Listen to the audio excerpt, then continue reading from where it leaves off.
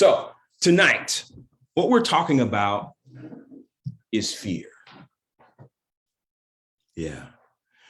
We want to process the concept of fear. And the reason it matters is because it's one of the essential emotions that the human being will experience on a regular basis. Now, before I get deep into this, I want you to know a few names that are primary in the research that I have done about these topics about emotion. So it's going to be a Viktor Frankl, it's going to be a Carl Rogers, it's going to be a Sue Johnson. These are therapists, psychologists that I have had to study in order to help my clients achieve the change that they want.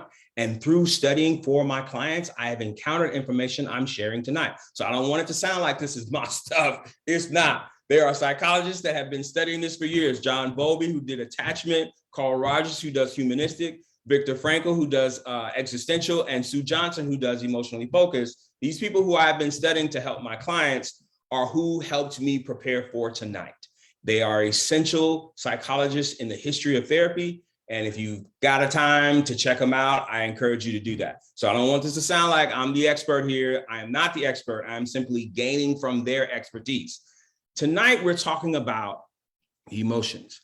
And I want to just clarify some things here. First of all, we don't recognize that society, family, friends, all of that impact our ability to process our emotions. All of that has influence over our emotions. How your family treats you, how your family raised you, influences how you process your emotions.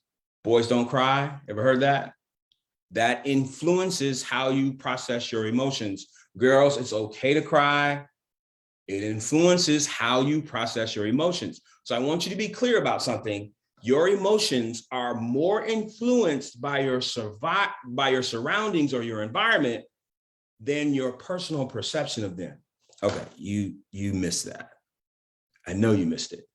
Your environment, your surroundings influence your emotional processing more than your personal perception of them. How is that possible?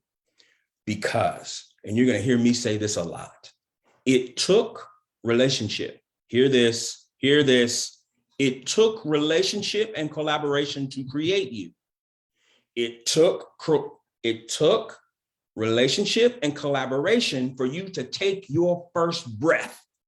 That means it takes relationship and collaboration to sustain you. You do not grow without relationship, which is how we know that relationship influences our perception. You become your best self in relationship. I think somebody missed that. You become your best self in relationship. How do we know that? Because for you to take your first breath, it took relationship. What brought you into this world sustains you in this world. If the God of the universe is the ultimate example of relationship, how is it that we think we don't need relationship to survive? So with that in mind, recognize your environment is influencing your emotional processing. Tonight, we're talking about fear. And I want to alleviate some myths here. First of all, fear and anxiety are not the same thing. I want to be clear. Fear and anxiety are not the same thing. They are not the same. They overlap, but they are not the same. Fear is your ability to process an imminent threat. Fear is your ability to process an imminent threat. It is present. It is about to fall upon you. Fear is processing an imminent threat or an imminent unfavorable experience. Fear is processing what's happening. Anxiety is the anticipation of it. So they're close, but they're not the same. Fear is processing what's happening. Anxiety is processing what you don't want to happen on the way. You follow that? You grasp where I'm going with that? So essentially, if I'm afraid of flying, fear hits me when I'm getting on the plane. Anxiety is all that time it took for me to get to the plane. Got it? Fear and anxiety are not the same. They overlap. How do they overlap? Well, you will always be anxious heading up to the event that you are afraid of. But until the event starts to transpire, we don't consider that fear. This is in the DSM, the Diagnostic Statistical Manual for Disorders. Fear and anxiety are not the same. We like to think they are, but they're not. Why does that matter? It matters significantly because essentially, if you are consistently worried about what's going to happen versus processing what is happening, you're not present. You're not living life. You're spectating about what could happen in life. That's big. That's big. When you allow anxiety to take over, you're essentially becoming a spectator. You're allowing what you're worried about to control how you see the world versus being present for what's going on in the world. It's a big difference. So here are some biblical references that we know very well. We know them extremely well. In fact, I'm about to quote these texts, and I will guarantee that everyone's gonna be like, oh yeah, I know that one. So God has not, can anybody finish it? God has not given us, I bet you can finish that. God has not given us the spirit of fear, but of love and of sound mind. You recognize that one? God has not given us a spirit of fear, but of power and sound. You know that one? God has not given us a spirit of fear. So we use that as a biblical reference to say, you don't need to be afraid of anything. As if fear is not an asset. I want you to go back to the very beginning of what I said. Essentially, to be a whole being, you are both emotional and cognitive. So if you are both emotional and cognitive, then there shouldn't be any aspect of emotion that you should dismiss in order to exist. Hold on. Hear me. Listen carefully. Don't miss this. To be a whole person, there is no emotion you should experience that deserves dismissing. You are meant to experience whatever emotion passes through you, even fear. Fear is an asset. Okay, that sounds strange because most people think you need to suppress your fear so you can function. There's this famous cliche that says there is no courage without fear. And it's true. You do develop being courageous by overcoming fear, but that doesn't mean that fear is a deficit. Fear is an asset. Fear is an emotion. If God created you to be emotional, then fear is a benefit. But the Bible says, I have not given you the spirit of fear. Here's where we go wrong. Essentially, that text, when you look at the words used in the original language, is saying, God has not given us the spirit of cowardice. There's a difference. God has not given us the spirit of cowardice, but of power. I want to teach you something about fear. And this is researched. Remember, I gave you our famous psychologist who researched fear motivates you to seek connection with something or someone. That's the first thing it does. Think about it for a second. When you're afraid, what do you want to do? You want help from somewhere, from something. So essentially, one of the first things that fear does for you is highlight your need for connection from something or someone. The second thing fear does is quickly evaluate what resources will resolve the first question. What resources are currently present that will resolve the first question? Remember, when you think of fear, you have those three responses: fight, flight, or fear. Or freeze, sorry, fight, flight, or freeze. So essentially, your body is determining, your mind is determining very quickly. Hear this. Your brain can process negative information 5 to 10 times faster than it can positive. Hear that. Your brain can process negative information 5 to 10 times faster than it can positive information because of fight, flight, or freeze. Your body is saying, is there a barrier to connection right now?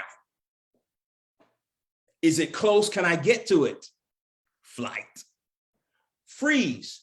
Can I not determine which is the best choice, to fight the barrier or get to safety? Fight, flight, or freeze. So essentially, fear, it motivates you to connect with something or someone immediately. And then it helps you quickly assess what resources are available to you to achieve connection. Fear is an asset. Fear does it quickly. When you are afraid, you process your need for connection instantaneously. Fear was always meant to be an asset. When God said, thou hast not given us the spirit of fear, he was not talking about the emotion. He was talking about the suppression. When we are cowardice, we choose not to process our fear. Think about it. Not giving us a spirit, but of love, power, sound mind, that's all in the text. Aren't all of those things results of connection? In connection, you gain power. In connection, you feel loved. In connection, you are your best self. So the text is simply saying, I have not given you the ability to suppress. I've given you the tools to process. If you are afraid, your brain quickly determines who or what can I connect with and how can I achieve it instantaneously. And here's something deep. Essentially, your ability to process your emotions, that's your basic instinct. So to process what you are feeling and going through is a basic instinct. If God created you to be a whole being, then your basic instincts have to be whole as well. And that means to be afraid is human. To be afraid is divine. What? That don't make sense. How do we know that makes sense? Because God created you to be emotional and cognitive. And if he created you to be a whole being, then your fear is not evil. You're going to hear me say something called, you are most like God when you choose. Because God gave us the power of choice. You are most like God when you choose. So fear requires choosing. We are motivated to figure out what we connect with or who can we connect with and what are the resources to get us there. Fear is divine. If God gave you the emotion, he intended it to be an asset. He never said being afraid was a sin. Remember what the text says. God has not given us the spirit of cowardice. Cowardice is not processing your fear.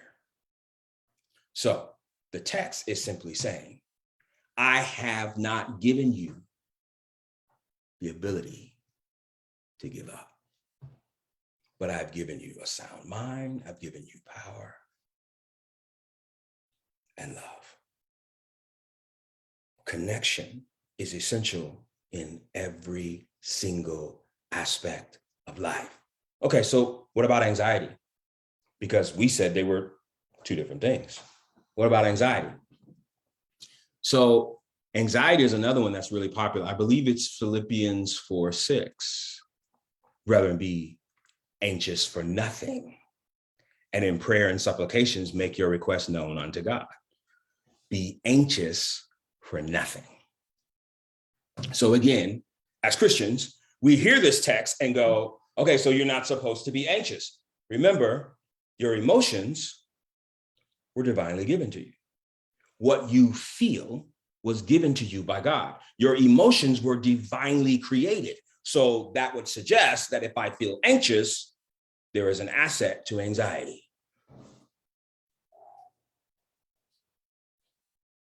Anxiety as an asset doesn't really make sense.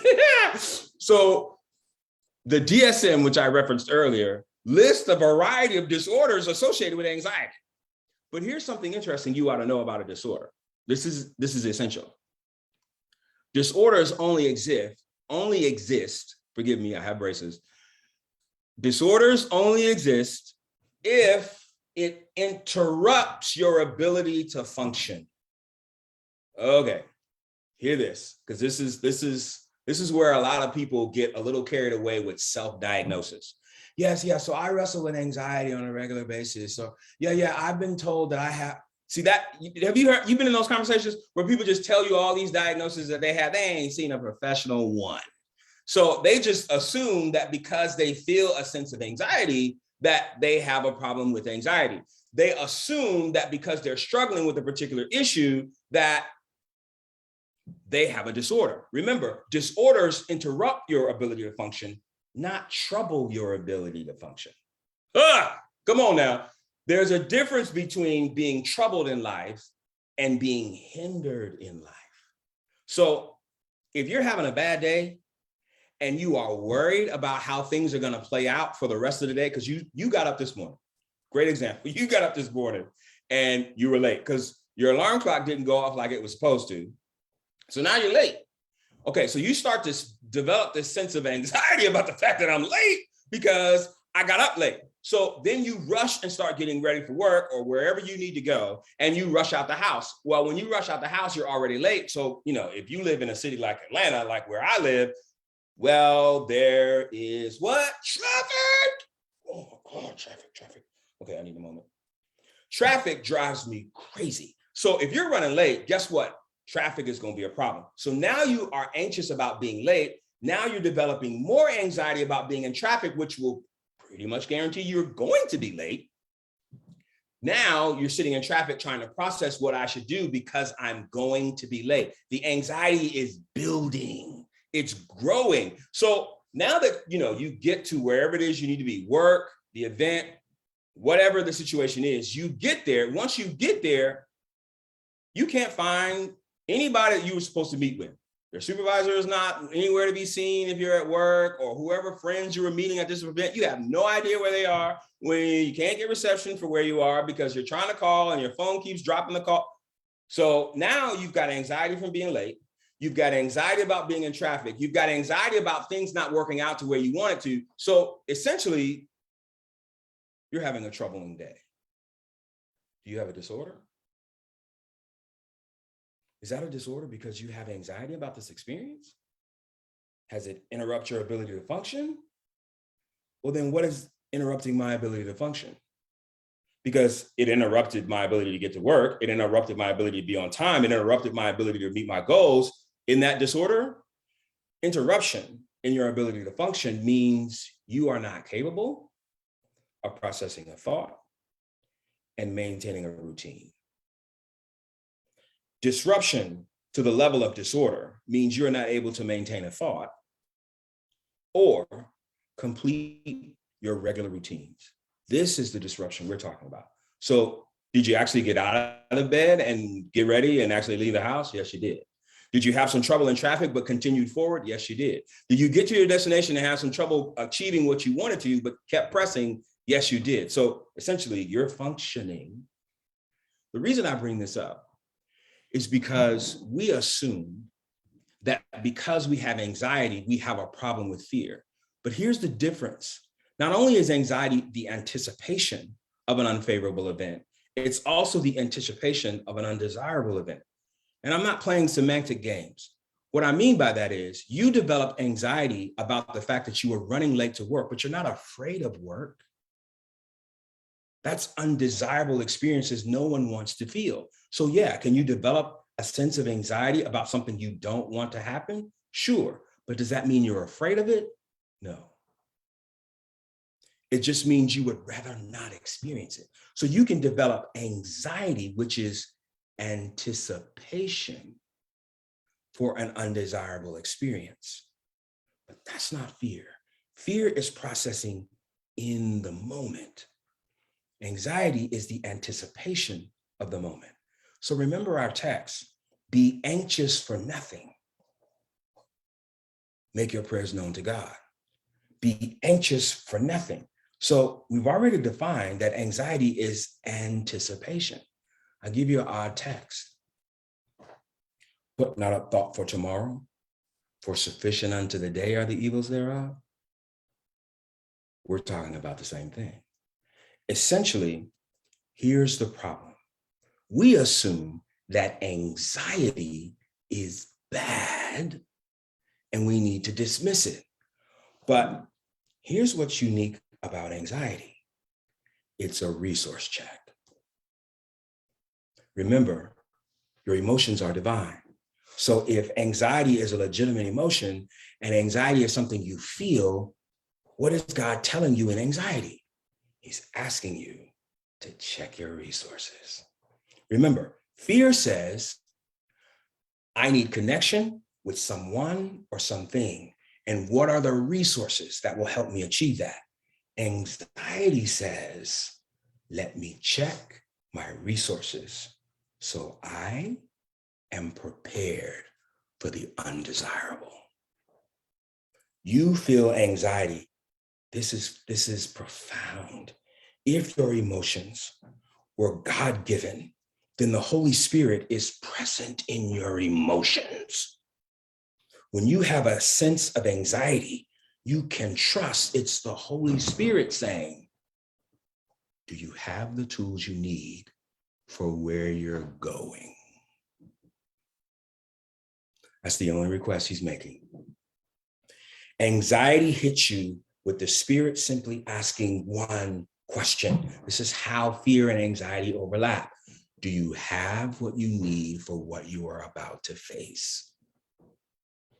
That's the only question anxiety is meant to create in you. Don't dismiss it. Because most of us encounter trouble needlessly. When you got up late because the alarm clock didn't go off, was that in your power to change? No. When you got out of the house and ran into traffic, was that in your power to change? No. When you got to work, got to the event, got to wherever your destination was, and you could not connect because the resources available to you would not function correctly, was that in your control? No. What is?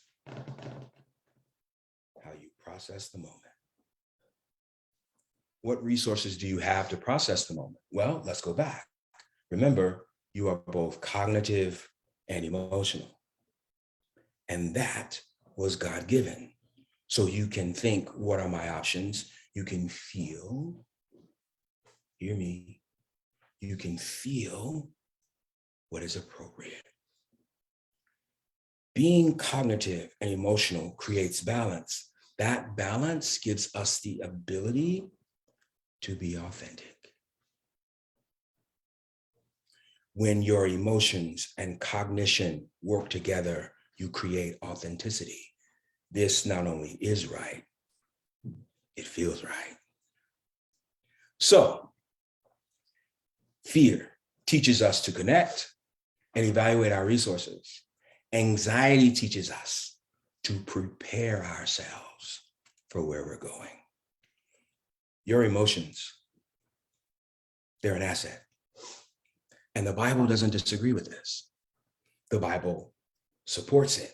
Remember what the text says, be anxious for nothing. It's essentially asking you, do you have what you need? If you have what you need, is there anything to worry about? So if you check your resources for where you're headed, there is no reason to worry. Anxiety is an asset. When you experience anxiety, ask one question. Do I have what I need to face where I'm going? That's all God's asking you. So how about answer the question? It can be a yes or a no. And if it's a no, that's God's way of saying, I want to help you and you're not aware of it. When you recognize you don't have the resources, That's the Spirit bringing it to your attention. We need to make some changes. Anxiety is an asset, and the Bible supports it. Questions? If any questions come in, I'm happy to receive them. Got some folk that's paying attention. If you happen to have some questions, let me know. So we're about to wrap up. We're about to finish out, and I want to kind of give you a preview of where we're headed. So we're going to go through each emotion. We're going to talk about anger. We're going to talk about shame. Yes, shame is divine. Yes, shame is divine. Yes, I said it. Shame is divine. If you are an emotional and cognitive person and you can have the emotion of shame, God gave it to you, which means shame is an asset as well. We'll get there. We'll do anger. We'll do shame so that we can grasp how to turn these difficult emotions into assets. Also, I want to revamp. We're going to do this in our next series. I want to revamp how you see the 10 Commandments, because we think of the 10 Commandments as rules to save us. But essentially, the 10 Commandments are tools to process ourselves. You don't believe me. I know that. I get it. But here's the truth. Let's think of one of the ones at the top. I'm going to give you a quick synopsis so that you can understand. Got to look at them differently. Thou shalt have no other gods before me. We're saying that essentially the 10 Commandments are tools to teach us to process ourselves, to teach us how to generate change within ourselves. It's not about rules to be saved. It's about creating greater character. So how is thou shalt have no other gods before me something just about me? Well, let's think about this for a second. Judeo-Christians, just Christianity that originated out of Judaism, that's all that means. Judeo-Christians see God as a Trinity, Father, Son, and Holy Spirit. When you look through the Bible and see it in its original language, that's Father, Son, Mother.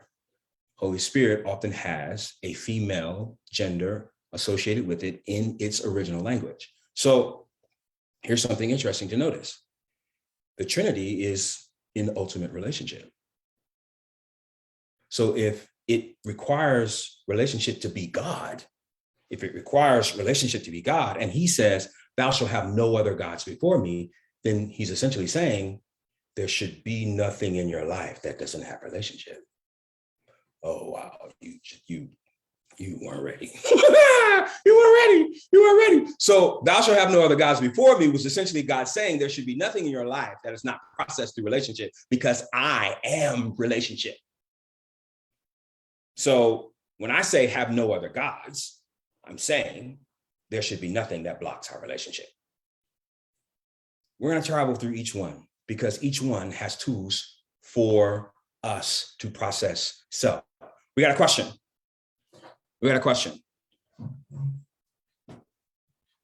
What is our question? So the question is, how do you know if you are functioning, if you've always lived in a dysfunctional way? Ooh.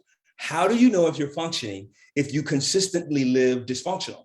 Is that essentially what the question is saying? How do you know if you're functioning if you essentially consistently operate in dysfunction?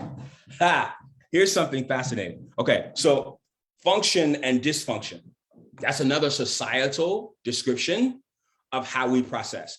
We see functionality, as we defined earlier, is our ability to sustain a thought and get through our routines. That's what we said was functionality. So dysfunction would suggest my struggle with sustaining a thought process and getting through my routines. Routines would be responsibilities that we experience throughout the day. So if you operate consistently in dysfunction, you're suggesting that you struggle to sustain your thought processes and get through your responsibilities. Okay, so here's the first thing I want to say to you. Welcome to the human experience, my friend. Welcome to the human experience. We all struggle to get through our daily responsibilities, and we all have difficulty sustaining our thought processes because of societal influence. So if you're having a bad day, can this be a great time to figure out all the issues that you're struggling with in life? Probably not. So here's what I want you to know. You quick to say I'm dysfunctional, but could you legitimately be dysfunctional if you have gotten through each of these days that led to this one? Gotcha. You're struggling. Yeah. Welcome to the human experience. We all are. I had a horrible day yesterday. Woo! Had a horrible day yesterday. But as a therapist, I still had to see my clients. And you know what I had to do? I had to find the space to process what I was feeling so that I could be present in the session. You and I will always have difficulty. Will it interrupt our ability to function how we want to? Absolutely. Does that mean we're dysfunctional? No. What it means is we're having challenges. Got another question? I hope that answered yours. I have a son with fear and anxiety. How can I help him manage it? Great question. Great question. Okay, so tonight we talked about fear and anxiety, and I want you to be clear about this. I want you to be clear about this. Your son managing fear and anxiety, and I'm not being sarcastic when I say this, and I'm trying my best not to come across as rude, but I want to say this deliberately. Welcome to the human experience. All of us are dealing with fear and anxiety. That is a part of life. Your brain processes negative information 5 to 10 times faster because of the fight, flight, or freeze. So where am I going with this? Your son is supposed to experience fear and anxiety. Ooh, that's not what you wanted to hear. That's not what you wanted to hear at all. You didn't want to hear that. You didn't want to hear my son is supposed to experience. He is. Because to be a balanced individual, you've got to process your emotions. So whatever he's afraid of, he's got to process that. And mom, dad, whoever you are, you need to create a safe space for him to do it. You need to create a safe space for him to come home and talk about the bullies. Can you rid the world of bullies? You cannot. How do I know this? I got a few in my life. And could I get rid of them? No, the Lord doesn't, no, he doesn't want me to do that. He wants me to learn from them. Does that mean that you should allow your child to be mistreated? That's not where I'm going with that. Don't even go there, because that's not true. That's not what I'm saying. But what I am saying is that you need a safe space for your son to process his fear, for him to recognize how he can connect with who or what, and what are the resources to help him get through it. It's possible. It's time for your son to get some friends that are safe. It's possible. It's time for your son to get rid of some friends that are not. It's possible that the reason your son experiences consistent and regular anticipation of something bad is because we teach our children that the world is black and white, and there's always a right answer and a wrong answer. Truthfully, there is no right and wrong answer in every situation. There is the best you can make of the situation and the one you live with. The principles of the Bible give us tools to make good decisions. It doesn't guarantee that they will always be perfect. So the answer I have for your question, my son recognizes that he has fear and anxiety on a regular basis, is for you to create a world in which he can process them safely and open up and communicate about what he's going through. Anxiety is the anticipation of something unhealthy or something unwanted or something undesirable. Is your son comfortable telling you what he's anxious about? Or is that what's creating the anxiety? Because you're not safe to talk to. Please create a space so he can process. And I promise you, that awareness will create change. Next question. Those who think old school don't respect all this talk of emotions. Fight, flight, or get over it is the mentality. Should we take on this attitude and let it be? Hold that question right there. Hold that question for 1 second. Those who think old school don't respect all this talk of emotions. Fight, flight, or get over it is the mentality. Should we take on this attitude? Okay. I want to be clear about a couple of things. I started this session by saying, I'm a therapist. I do that for a living. I feed my family by talking to clients. So I want to be clear and try my best not to be rude in this moment, but there is no way I'm going to let you get away with the idea that your emotions aren't relevant. Unacceptable. Because if you're going to be a whole person, your emotions must be present in your life.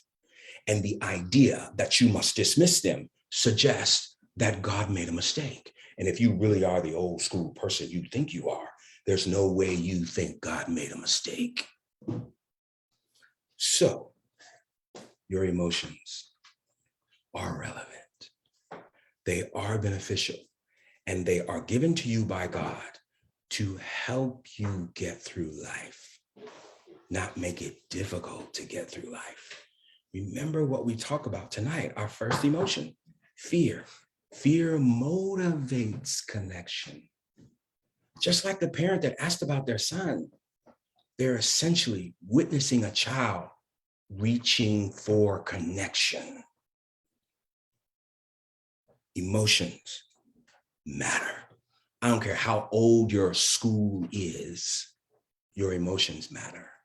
And the idea that you should dismiss them sets you up for failure, because a whole person is capable of cognitive and emotional decision-making.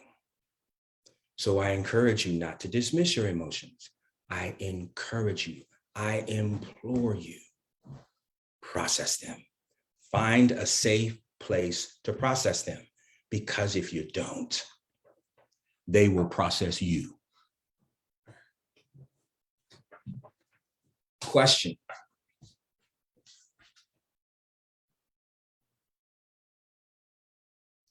Ooh, this is good. What do you do practically to overcome the freeze reaction to fear? Ooh, I'm really glad that someone asked this question, because it's legit. That is one of the, okay, we're gonna go around. My father used to say, go around Robin's barn. Okay, so we're gonna go around Robin's barn for a second. If you have any children under the age of probably 18, then you are aware of this. If you have children that are over the age of 18, you probably aren't aware of this. But there is a drill in schools now that talk about active shooter. You ever been aware of this? There are jobs that practice routines for active shooters. So schools have active shooter plans. Remember, we're going around Robin's barn. So schools and businesses and stores all have active shooter plans. And you know what's in the plan? Helping those who freeze. Now, here's what's interesting about how they help those who freeze. Essentially, they distract.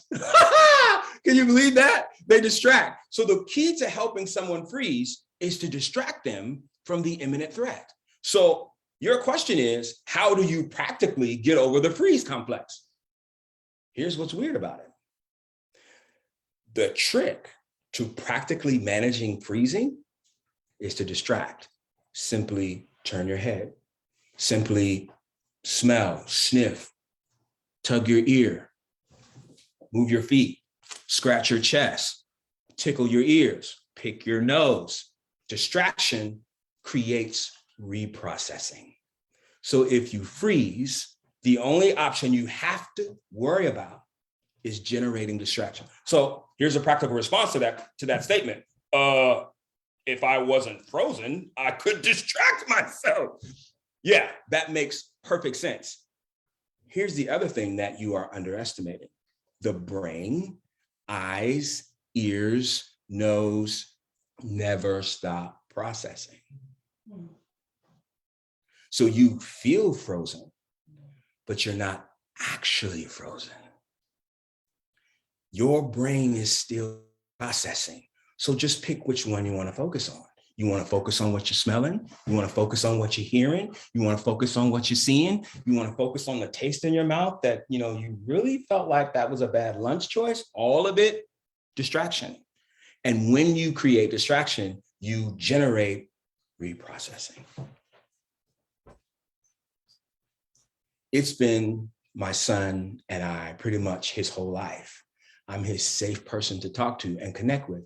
But now he's a young adult, but not maturing in being able to process his fear and anxiety. How do I help? That's a beautiful question. So if I'm understanding correctly, you're essentially saying to me that you have had this intimate connection with your child throughout their development. And then as they got to be an adult, they seem to struggle to function on their own without you. So here's something that I want you to remember about the top of the presentation tonight. And it's gonna seem like, I don't remember that, or I don't know if that's really, remember what I said. It took relationship and collaboration to create your first breath. It will take relationship and collaboration to sustain you. So you're essentially asking me, how can I help? By remaining present.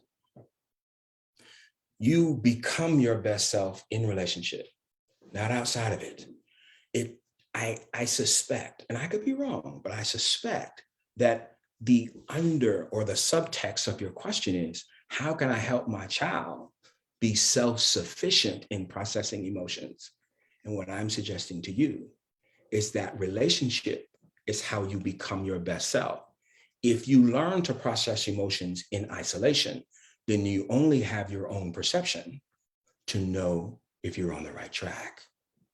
Relationship is essential in all aspects of life. If you want your son to grow in his ability to process emotions, stay present. Stay present.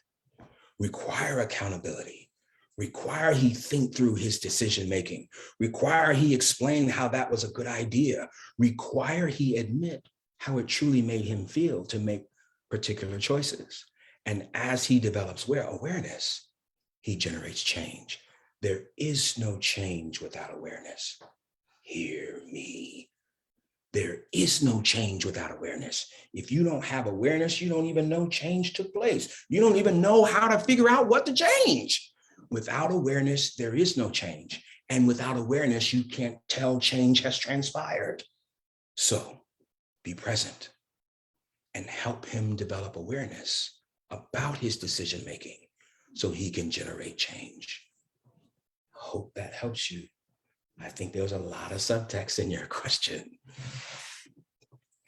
We're good, people. It's been a privilege to worship with you tonight. I appreciate you allowing me to pray for my family and friends. I appreciate your understanding as we got started and looked like complete amateurs as I was asking my son to help me figure out how to fix the screen. So you were patient, and I am grateful for your patience. You were understanding, and I am grateful for your understanding. And you asked questions, which I love to do. Oh my goodness, I love to engage in questions because I have challenges in my life. And the only way I get answers is in relationship. So I'm going to close. I think we've tapped out on questions. I'm checking with my people. My family in the room is telling me we're tapped out on questions. So we're good for tonight. We will advertise again when we are doing this again. Our next emotion, we will process another essential emotion in our life, figure out how it's an asset. Remember what I said to you, anger and shame are beneficial. They are. I know most of us do not want to experience shame. I don't want to experience shame. Next time. But when is next time is the question? Okay, so before I lock myself into a promise I can't keep, because you saw how we struggle with technical stuff, give us a chance to learn from tonight so that we can make sure we don't run into the same issues again. It is our hope to be back next week. That's our hope. I promise you, that's our legitimate hope. It's our hope to be back next week, no later than the week after that. But we ran into some challenges. I'm telling you, these folk were sweating here tonight, trying to figure out how to make sure we broadcasted live as we did. And let me tell you something. Let me be clear about this. People, I'm not joking when I say it takes relationship to sustain you. I want to be transparent in this moment. I didn't want to do this broadcast stuff because it's outside of my comfort zone. I love to be in a room where people who I love and value and appreciate are present to ask questions, and we hold each other accountable, and iron sharpens iron. So I didn't think this video thing was necessary because I felt like I was being fulfilled where I was. And my family and my friends said, listen, bro, you either grow or you don't. So I am growing with you tonight. And that means I owe a huge debt to some important people who, with full-time jobs and family and children and spouses and the whole nine, took time to help this happen. And I am in their debt. And I love them immensely, immensely, because, like I said, they hold me accountable. I wasn't ready to grow here, and they didn't let that stand. I am my best self because people love me. And tonight is proof of it. We will advertise. You will see a flyer in Facebook. You will see a flyer to let you know when we're meeting again, as I promised, hopefully next week, if not the week after. But we will advertise so you will know. Folks, I need to sign off. I've kept you long enough. It has been an absolute privilege, and I cherish it. Good night.